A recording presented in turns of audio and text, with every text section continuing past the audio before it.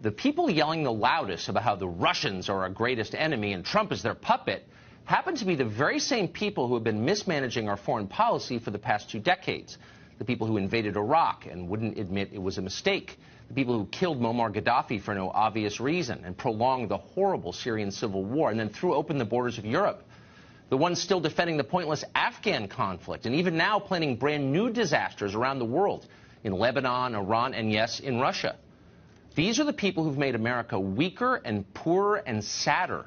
The group whose failures got Trump elected in the first place. You would think by this late date they would be discredited completely and unemployable, wearing uniforms and picking up trash by the side of a turnpike somewhere. But no, they're not. They're hosting cable news shows. They're holding high positions of influence at the State Department. They run virtually every nonprofit public policy institution in Washington.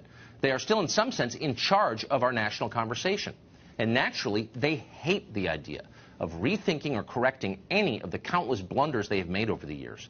And that's one of the main reasons they hate Trump, because he calls them on those blunders. Now, being Trump, he can't always explain precisely what he means to say.